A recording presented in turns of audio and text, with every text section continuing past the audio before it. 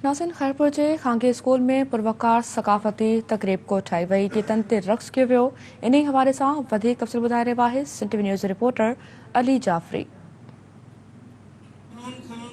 जी बिल्कुल, अणटर मौसमियाती तब्दीली सां मुआवडो सिंध जो जियापे जे सिरीअ हेठि जेको आहे सिंध टीवी पारां जेको ऐलान कयो वियो आहे उन हेठि जेको आहे प्रोग्राम जारी और सारी आहिनि। हिन वक़्तु हिकु निजी स्कूल में जेको आहे सकाफ़ती प्रोग्राम रखियो वियो आहे जिथे तकरीरूं ऐं जेको आहे टेबलोज़ सिंध खे उजागर करण लाइ पेश कया पिया वञनि। अचो त हितां जे जेको आहे शागिर्दनि ऐं इंतज़ामिया खां पुछूं त उहो कल्चर डे जे हवाले सां छा चवणु आहे उन्हनि जो।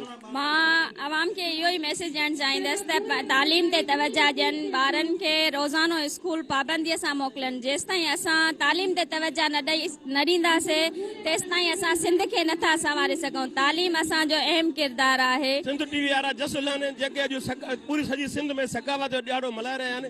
अॼु सकाफ़त जो ॾियारो आहे, सिंध असांजी जिंद आहे, सिंध असांजी माउ आहे।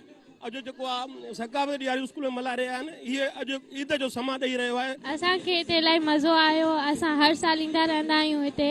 असांखे इलाही मज़ो आयो। सभिनि जा टेबलो ॾिठासीं, कंपेयरिंग ॾिठियूंसीं, इलाही मज़ो आयो। सिंध टीवी जो मां शुक्रिया अदा कंदुसि जहिड़े तरीक़े सां उहे तालीमी इदारनि खे फोकस कनि पिया था ऐं अहिड़नि इदारनि में अगरि सकाफ़ती सरगर्मियूं थियनि थियूं उहे एक्स्ट्रा करिकुलर एक्टिविटी जे ज़ुमरे में अचनि थियूं, ॿारनि खे परफॉर्म करण जो मौक़ो मिले थो। जीअं सिंध में आयल जेके ॿोॾ ऐं तूफ़ान ऐं बरसात जे सबबु जेका मायूसी फैलियल हुई उन मायूसीअ खे जेको आहे हटाइण जे लाइ असां पूरी सिंध में कल्चर डे मल्हाए रहिया आहियूं त जीअं ॿारनि में, माण्हुनि में, फैमिलीज़ में ऐं शहर जे रहवासियुनि में कुझु नओं उत्साह पैदा थिए। उन्हनि ग़रीब मारूड़ा जेके हिन महिल ॿुॾी रहिया आहिनि ऐं असां हिते ख़ुशियूं मल्हाए रहिया आहियूं। अफ़सोस जहिड़ी बि ॻाल्हि आहे, ॾुख जहिड़ी बि ॻाल्हि आहे, पर हिन खे सकाफ़ती ॾिहाड़ो उन करे ई था मल्हायूं त जीअं असां पंहिंजी सकाफ़त खे सिर्फ़ु डांस टेबलो न पर कॉन्फिडेंस डेवलप ॿारनि में करण था चाहियूं। हिते तव्हां इंतज़ामिया ऐं शागिर्दनि जी ॻाल्हि ॿोल ॿुधी त उन्हनि जो इहो ई चवणो हो त सकाफ़ती ॾियारो 4 डिसंबर बि ईअं ई जोश ऐं वलवले सां